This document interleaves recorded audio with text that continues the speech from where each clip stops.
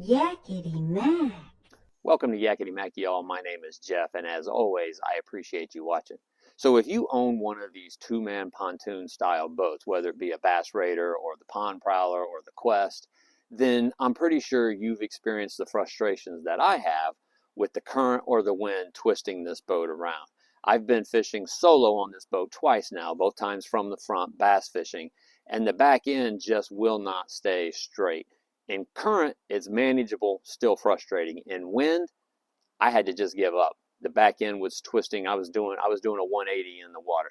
And so I've made some comments in previous videos about my frustration with this boat, especially in the wind. And a couple of people have commented to me that I should try a rudder. So that's what I'm going to do today.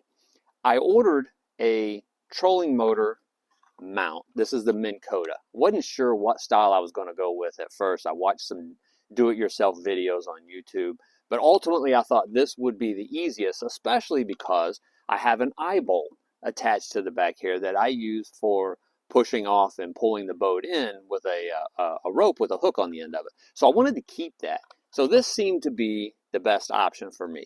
I wasn't exactly sure how I was going to make the pole with the rudder attached, but once I got this, I noticed that the diameter is about the same as a kayak paddle. Man, that sure looks like it would make a great rudder. Well, let's find out. Here's where I've got the eye bolt. It is dead center of the transom, and this is not something I'm willing to give up. So I'm thinking that by being just a little bit off center, still on the transom, but being about 2 inches over from the eye bolt, because this rudder is not used for steering, I just need something in the water to keep the boat from moving side to side. I believe since this is going to be stationary, being a little bit off center is not going to hurt.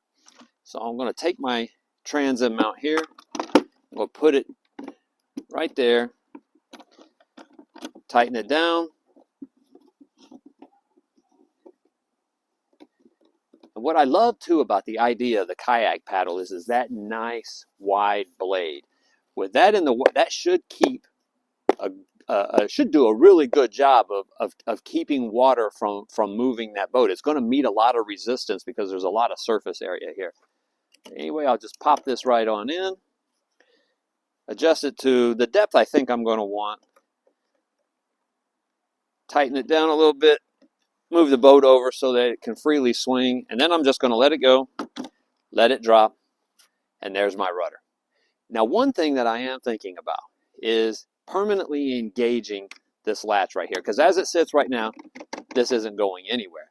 But I'm a little concerned that if I go over a stump, if I had to guess, I'd say that rudder from the bottom of it to where the water line is at, we're looking at probably about a foot and a half or so, maybe 2 feet, but probably closer to about a foot and a half down into the water. But I'm thinking about engaging this so that if it goes over a stump or something, it kicks up.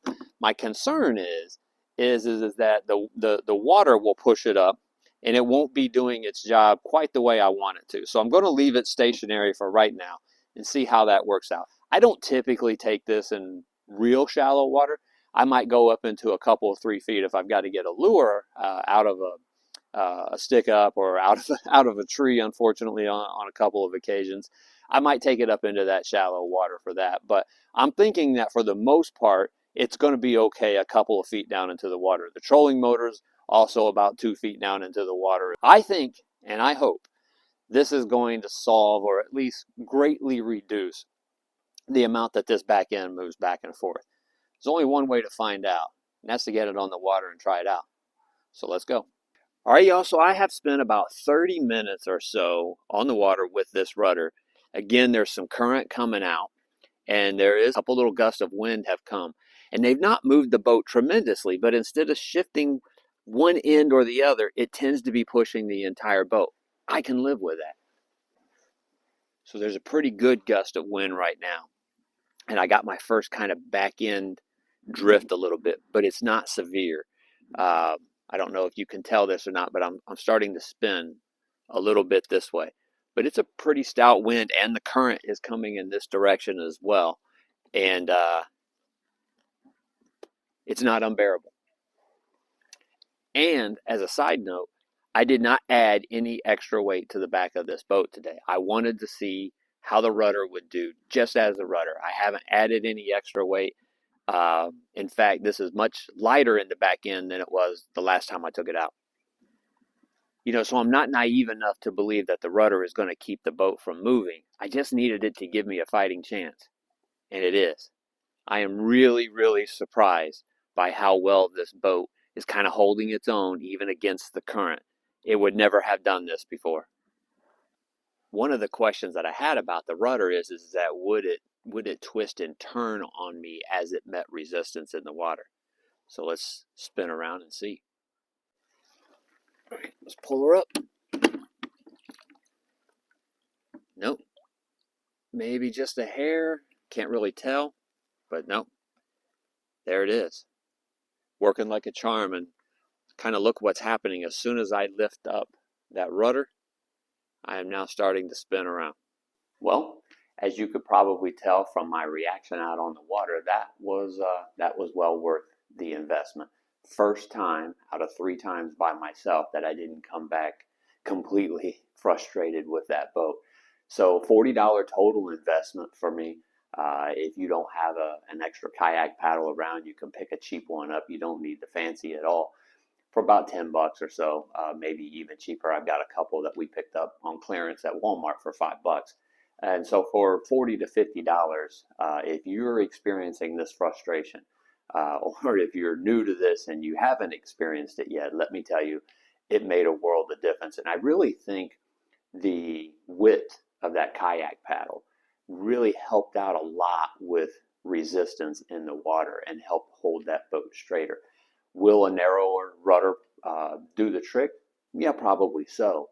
But I really think that having that just kind of that beefy kayak paddle down there really helped out in adding that resistance to keep the boat from twisting and turning. Thank you guys for watching. I always appreciate you watching. If you've got any comments, let me know. Thank you to those who suggested a rudder. You have no idea how much frustration that you saved me. So, guys, thanks again. Stay tuned. I've got more on the way with my Learning to Fish series coming up here. Hopefully the weather's supposed to be pretty nice on Friday and I can get out. But thank you for watching. Please subscribe. Please like. Please share. And remember, always take time to get outside and play.